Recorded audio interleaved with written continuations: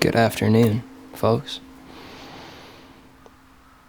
You don't need anything. You don't need to do anything. Now, I know that might sound crazy, but hear me out for a second. I was introduced to this idea a couple years ago. I was in Louis, Texas Red Hot's, great diner, with my dear friend Zach.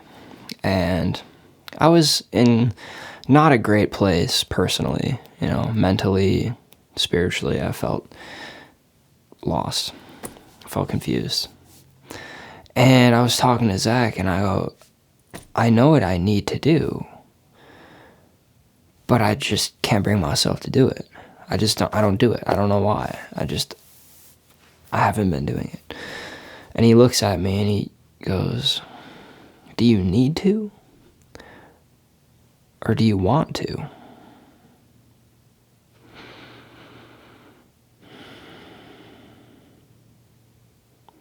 That right there kind of set this whole idea in motion. This whole idea of unifying all of our desires and actions and wants and brings it all together, right? And I don't say this as a means to invalidate, say, oh, you don't need to do that, but rather as a way for us to reevaluate our priorities, reevaluate what we value in life and how we spend our time. And so, for example, I'll give you an example. I need to drink water. The hidden part of that sentence is a desire. Underlying that desire, underneath every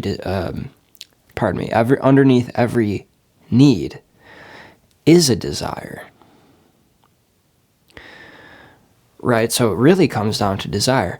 If I say I need to drink water, the hidden part of that sentence is because I want to continue living. Now, it's pretty safe to assume that most people who are living have been drinking water and will continue drinking water and they'll continue trying to live.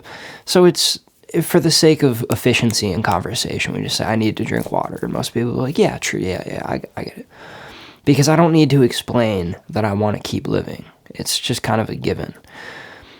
And, that's needing to do something, right? Now, for needing something, let's say I need money.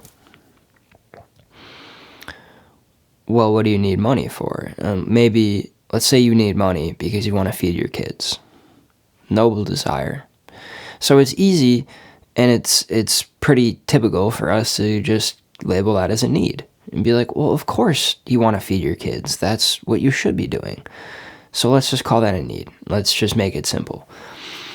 And it works for those kind of extreme circumstances. But how about something like you're taking care of your elderly parents?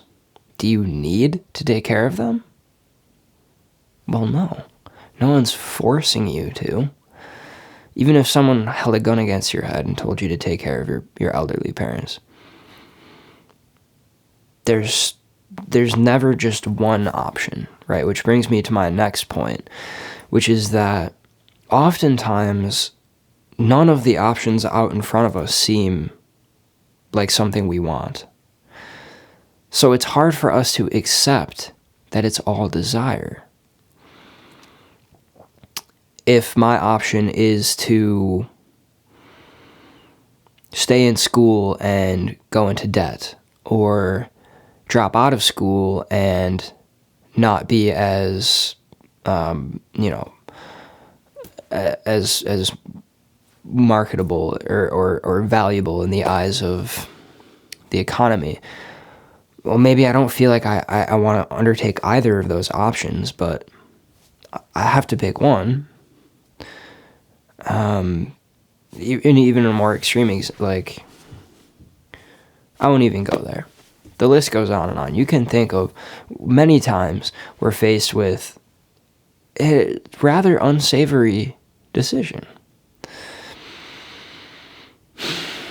And we say, well, I don't want this. So then the next thing we go is we think, oh, well, what do I need?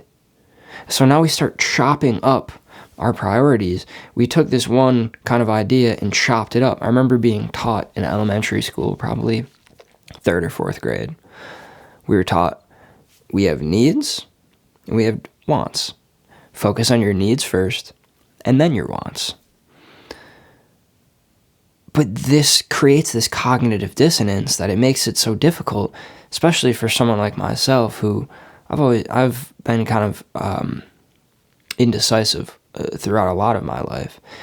And so this mindset is difficult because, let's say, socialization, right? Well, some people socialize too much, right? And they neglect their own health, schoolwork, career, what have you. But some people don't socialize enough. And we've seen over the past few years that socializing is a huge part of the human experience. So what is socialization? Is it a need or is it a want, right? And so when we stop thinking in terms of needs versus wants, and rather needs are wants, we can start to rework our entire structure of priorities. It starts to generate this clarity going forward on how we can make decisions, right? So instead of, well, I want to do this, but I need to do this, it's like, okay, well, I want to do both of these things. Which one do I want to do more right now? Or maybe I don't want to do either of these options, but which one do I want to do more?